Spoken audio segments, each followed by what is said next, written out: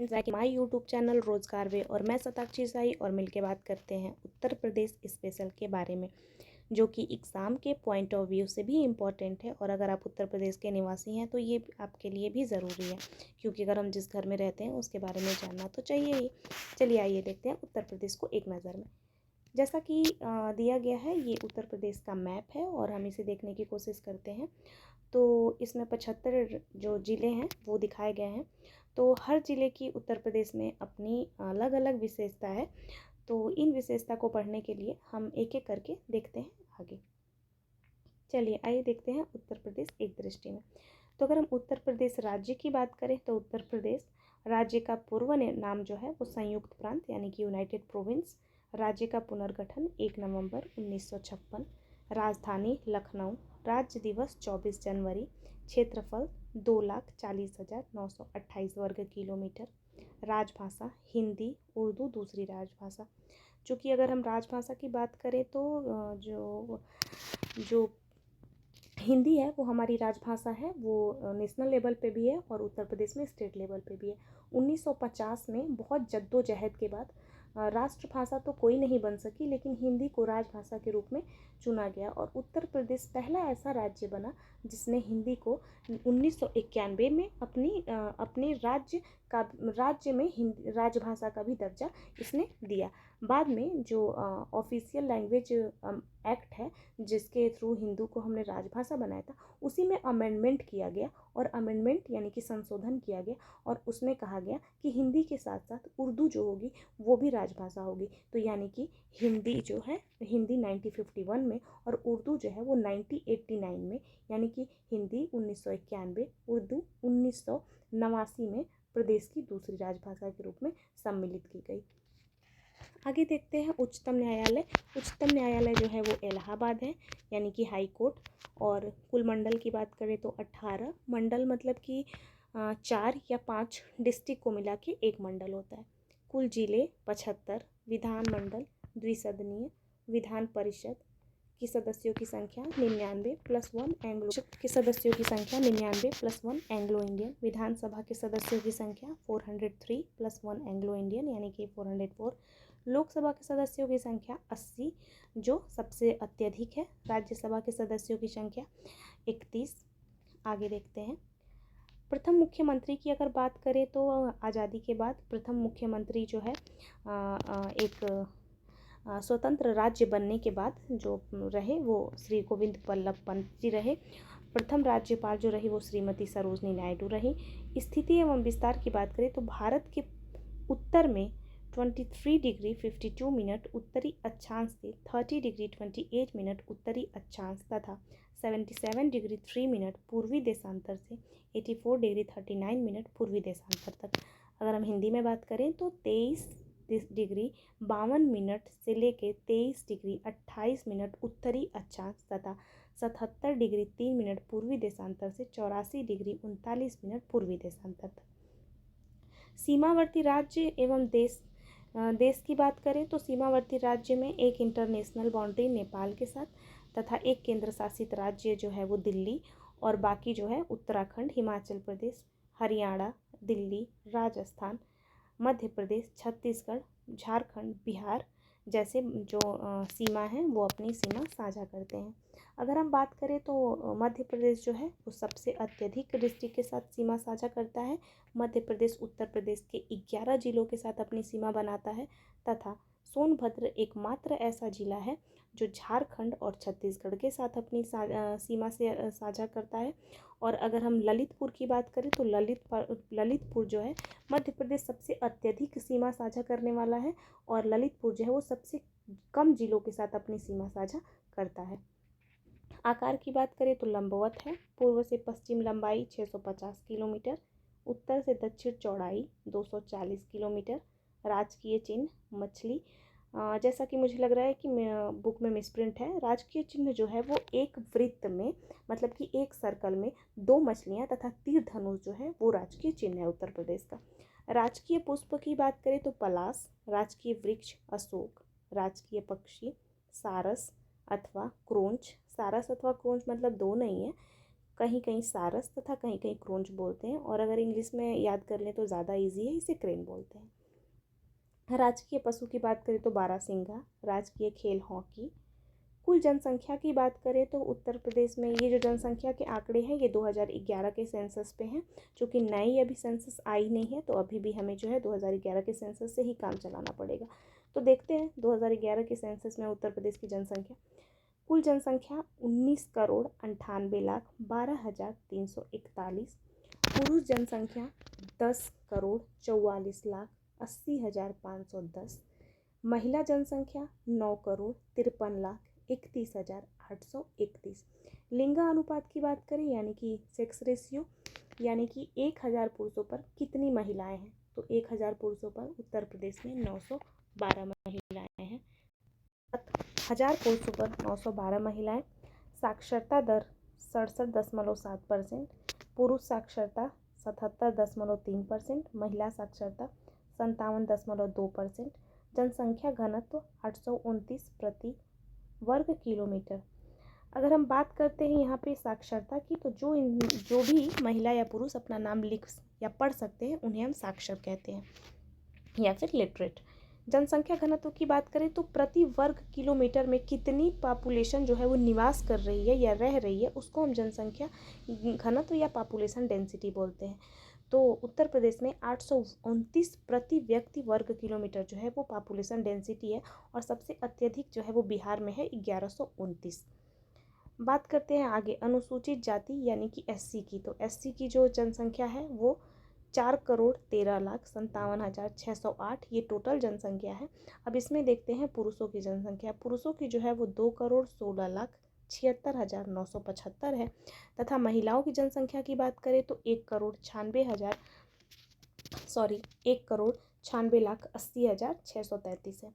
महिला जनसंख्या जो है वो पुरुष जनसंख्या के मुकाबले में काफ़ी कम है। यहाँ पे देखते हैं कुल जनसंख्या में अनुसूचित जाति की जनसंख्या, यानी कि इसको हम परसेंटेज में देखते हैं, यानी कि जो एससी कम्युनिटी है वो अभी तो हम नंबर्स में देख रहे थे, अब हम देखते हैं कि पॉपुलेशन जो है वो परसेंटेज में कितनी है।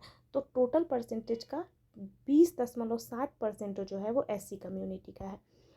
आगे देखते हैं एसटी के बारे में, यानी ट्राइबल कम्युनिटी के बारे में। तो ट्राइबल कम्युनिटी की जो कुल जनसंख्या है वो 11,34,273 है, और इनमें पुरुषों की जनसंख्या जो है वो 5,81,083 है, जैसा महिला जनसंख्या जो है वो 5,53,190 है, जिसमें बहुत ज़्यादा डिफरेंस देखने को नहीं मिल रहा है। और यहाँ पे अगर कुल जनसंख्या में अनुसूचित जनजाति यानी एसटी की पॉपुलेशन के प्रोस्पेक्टिव से देखते हैं तो 0.6% ही है। प्राकृतिक प्रदेश की बात करें तो यह प्रदेश जो है वो 3 भागों में बटा हुआ है।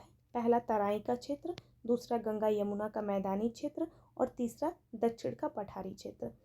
यहाँ की प्रमुख नदियाँ जो हैं वो गंगा, यमुना, रामगंगा, काली, शारदा, घाघरा, गंडक, कोसी, चंबल, बेतवा, सिंध, केन एवं सोन नदी है। यहाँ पे देखने वाली बात यह है कि जो घाघरा नदी है उसी को सरयू के नाम से भी जाना जाता है।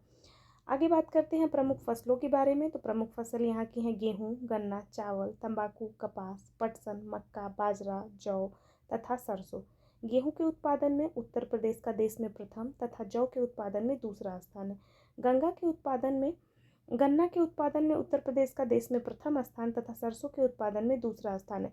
अगर हम यहाँ पे दुग्ध उत्पादन की बात करें तो उत्तर प्रदेश नंबर 1 किस किस चीज़ में है, तो उत्तर प्रदेश गेहूँ, गन्ना, दूध आदि जैसी चीज़ों में उत्तर प्रदेश प्रथम स्थान पर है। उत्तर प्रदेश में प्रति व्यक्ति 371 ग्राम जो है वो दूध की खपत है। यहाँ पे प्रमुख फल की बात करें तो उत्तर प्रदेश जो है वो फलों के उत्पादन में भी प्रथम नंबर पे आता है। और यहाँ पे जो उत्तर प्रदेश के कुछ प्रमुख फल हैं जिनमें आम, संतरा, नींबू, अमरूद, लीची, सफ्तालू आदि देखने को मिलते हैं। आइए देखते हैं उद्योग धंधे के बारे में। तो उत्तर प्रदेश में चीनी, सूती वस्त्र, जूट, कांच, चमड़ा, दिया सलाई, साइकिल, कागज, एल्युमिनियम, सीमेंट, इंजीनियरिंग, सिगरेट जैसी चीज़ें बनाई जाती हैं। अगर हम कुटीर उद्योग की बात करें तो यहाँ पे सूती वस्त्र, रेशमी वस्त्र, कालीन, पीतल एवं कलई के बर्तन, इत्र का तेल, ताले, चाकू, कैंची, प्रेस, प्रकाशक, संगमरमर आदि जैसी चीज़ें जो हैं वो कुटीर उद्योग के माध्यम से बनाई जाती हैं।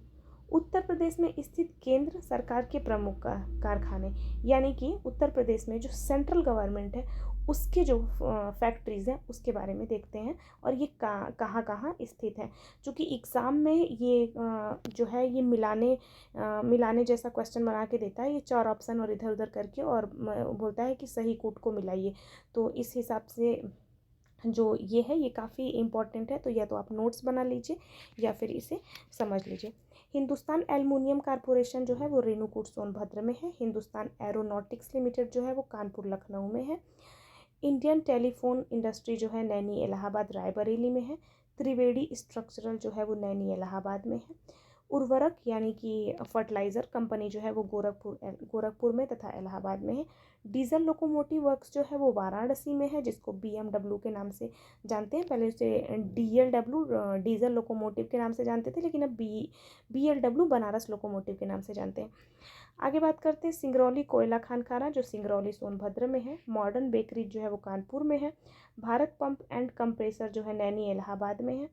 आयुध उपस्कर कारखाना हजरतपुर फिरोज़ाबाद में है। ट्रांसफार्मर फैक्ट्री झांसी में है। ऑप्ट्रान कैपेसिटर सिस्टम लिमिटेड लखनऊ में है। Uptron digital system limited Lucknow में है। सीमेंट कारखाना चुर्कडल्ला मिर्ज़ापुर में है। भारत इलेक्ट्रॉनिक्स लिमिटेड गाजियाबाद में है। मथुरा तेल शोधक कारखाना जो है मथुरा में है। कृत्रिम अंग निर्माण जो है कानपुर में है। भारतीय चमड़ा रंगाई तथा जूता संस्थान कानपुर में है। स्कूटर इंडिया लिमिटेड जो है वो लखनऊ में है। आइए देखते हैं उत्तर प्रदेश में स्थित नेशनल रिसर्च इंस्टीट्यूट जो है उसके बारे में। तो उत्तर प्रदेश में जो है central institute of medicine and aromatic plants Lucknow में है। Central drug research institute Lucknow में है। औद्योगिक तकनीकी शोध संस्थान लखनऊ में है। National botanical research institute Lucknow में है। अब देख लेते हैं राज्य में प्रमुख विश्वविद्यालय। ये जो है जो भी विश्वविद्यालय दिए गए हैं इसमें सेंट्रल और स्टेट दोनों विश्वविद्यालय हैं। जहाँ पे हम बात करते हैं ये स्थापना दिवस की और यहाँ पे स्थान की, तो ये जितने भी स्थापना दिवस दिए गए हैं इनमें कुछ ही महत्वपूर्ण है, जैसे कि जो सेंट्रल यूनिवर्सिटीज़ हैं, जैसे कि अलीगढ़ मुस्लिम यूनिवर्सिटी हो गया, बनारस हिंदू यूनिवर्सिटी हो गया, और जो संस्कृत विश्वविद्यालय है, बाकी सबका जो है स्थापना दिवस पूछा नहीं जाता है, तो ये उतना इम्पोर्टेंट नहीं है। इलाहाबाद विश्वविद्यालय जो है वो इलाहाबाद में है 1887 ईस्वी में। बनारस हिंदू विश्वविद्यालय जो है वाराणसी में है 1916 में। और अलीगढ़ मुस्लिम यूनिवर्सिटी जो है अलीगढ़ में है 1920 में। लखनऊ विश्वविद्यालय लखनऊ में 1921 में है। डॉक्टर भीमराव अंबेडकर विश्वविद्यालय BBMU के नाम से भी हम इसे जानते हैं, ये जो है आगरा में, ये आई थिंक मिसप्रिंट हो गया है। BBMU जो है ये लखनऊ में है 1927 में। और दीनदयाल उपाध्याय गोरखपुर विश्वविद्यालय जो है ये गोरखपुर में है। छत्रपति साहू जी महाराज विश्वविद्यालय जो है कानपुर में है। चौधरी चरण सिंह विश्वविद्यालय जो है मेरठ में है। चंद्रशेखर आजाद कृषि तथा प्रौद्योगिकी विश्वविद्यालय कानपुर में है। महात्मा गांधी काशी विद्यापीठ जो है वाराणसी में है। आचार्य नरेंद्र देव कृषि तथा प्रौद्योगिकी विश्वविद्यालय फैजाबाद में है। महात्मा ज्योतिबा फूले रुहेलखंड विश्वविद्यालय बरेली में है। डॉक्टर राम मनोहर लोहिया अवध विश्वविद्यालय फैजाबाद में है। बुंदेलखंड विश्वविद्यालय झांसी में है। दयाल बाग एजुकेशनल शिक्षण संस्थान आगरा में है। संपूर्णानंद संस्कृत विश्वविद्यालय वाराणसी में है। वीर बहादुर सिंह पूर्वांचल विश्वविद्यालय जौनपुर में है। केंद्रीय उच्च तिब्बती शिक्षा संस्थान सारनाथ में है। डॉक्टर भीमराव अंबेडकर विश्वविद्यालय लखनऊ में है। भारतीय पशु चिकित्सा शोध संस्थान जो है वो इज्जतनगर में है। राजर्षि टंडन मुक्त विश्वविद्यालय इलाहाबाद में है। सरदार वल्लभ भाई पटेल कृषि एवं प्रौद्योगिकी विश्वविद्यालय मेरठ में है। Indian institute of information technology Allahabad में है। उत्तर प्रदेश तकनीकी विश्वविद्यालय लखनऊ में है। भारत खंडे संगीत संस्थान जो है वो लखनऊ में है। डॉक्टर मनोहर लोहिया राष्ट्रीय विधि विश्वविद्यालय लखनऊ में है। और ख्वाजा मोइनुद्दीन चिश्ती उर्दू अरबी फारसी विश्वविद्यालय जो है ये भी लखनऊ में है। इन सब में जो है किसी किसी का ही स्थापना दिवस आप याद करने की कोशिश करिए, जैसे कि इलाहाबाद विश्वविद्यालय हो गया। जो सेंट्रल लेवल की यूनिवर्सिटीज़ हैं उनके स्थापना दिवस को एग्ज़ाम में कभी कभी पूछ लिया जाता है। और बनारस हिंदू विश्वविद्यालय है 1916 में है। अलीगढ़ मुस्लिम यूनिवर्सिटी 1920 में है। इसके बाद आप यहाँ देख लीजिए नीचे, यहाँ पे ये यहाँ पे दिया हुआ है। भारत खंड संस्कृत संस्थान जो है ये 2001 में है, और स्थापना किस साल में हुई है ये पढ़ेंगे, क्योंकि नाम और जो स्थापना दिवस है उसे मिलान करने के लिए दे दिया जाता है। तो हस्तिनापुर वन्यजीव विहार जो है वो 1986 में है, गाजियाबाद, मेरठ, मुजफ्फरनगर में स्थित है यह। और यहाँ पे राष्ट्रीय चंबल वन्यजीव विहार 1979 में है, इटावा एवं आगरा में। कैमूर वन्यजीव विहार सोनभद्र एवं मिर्ज़ापुर में है।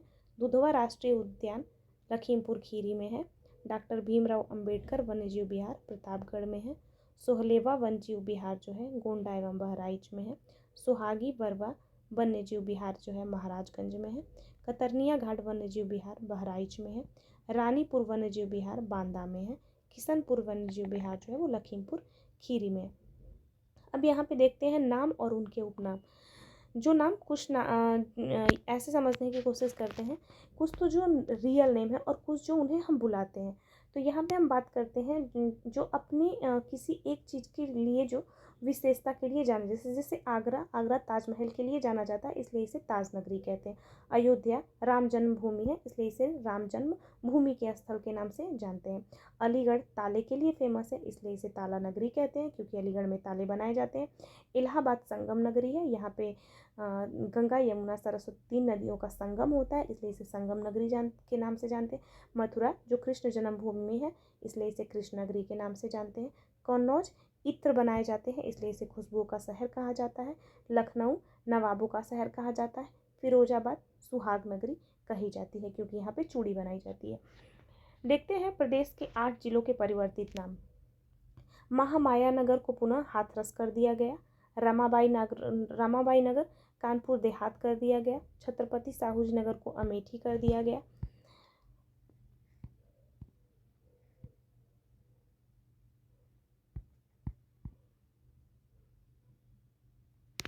जैसा कि इसमें 8 नगर दिया गया है, अच्छा सॉरी, यहाँ आगे काशीराम नगर को कासगंज कर दिया गया। प्रबुद्ध नगर को शामली, पंचशील नगर को हापुड़, ज्योतिबा फूले अमरोहा, भीमनगर संबल कर दिया गया। इसे आप ऐसे कर लीजिएगा, माया नगर के सामने एरो दे के हाथरस, रमाबाई नगर को कानपुर देहात, छत्रपति साहूजी नगर को अमेठी, काशीराम नगर को कासगंज, प्रबुद्ध नगर को शामली, पंचशील नगर को हापुड़, ज्योतिबा फूले नगर को अमरोहा, भीमनगर को संबल कर दिया गया। ऐसे करके आप लोग इसे लिख लीजिएगा, तो याद करने में भी आसानी रहेगा, और मे भी अगर एग्ज़ाम में पूछता है तो मिलान करने के लिए ही देगा, तो भी इजी रहेगा। वर्ष 2018 में बदले गए नाम, 2018 से लेके आज तक बदले गए नाम ऐसे कह लीजिए आप लोग। देखते हैं, मुगल सराय जंक्शन को दीनदयाल उपाध्याय जंक्शन, इलाहाबाद को प्रयागराज, और फैजाबाद को अयोध्या। प्रमुख खनिज की बात करें तो उत्तर प्रदेश में जो प्रमुख खनिज है वो बॉक्साइट, रॉक, फॉस्फेट जो है ये बांदा में, पाइराइट्स, एस्बेस्टस मिर्ज़ापुर में, यूरेनियम और तांबा ललितपुर में, हीरा जो है बांदा मिर्ज़ापुर में, कोयला सिंगरौली सोनभद्र में, संगमरमर मिर्ज़ापुर सोनभद्र में, डोलोमाइट मिर्ज़ापुर सोनभद्र तथा बांदा में, जिप्सम हमीरपुर झांसी में, बायराइट्स एवं एडाइलू साइट जो है मिर्ज़ापुर सोनभद्र में मिलता है। यहाँ पे हम अगर बहुउद्देशीय योजनाओं की बात करें तो यहाँ पे रिहंद बांध परियोजना जो है वो रिहंद नदी पर बनी है। माता टीला परियोजना बेतवा नदी पर है। राम गंगा परियोजना, मध्य गंगा परियोजना, शारदा परियोजना, घाघरा नदी परियोजना, गोविंद पल्लव सागर परियोजना, ओबरा जल परियोजना, विद्युत केंद्र गंडक परियोजना जो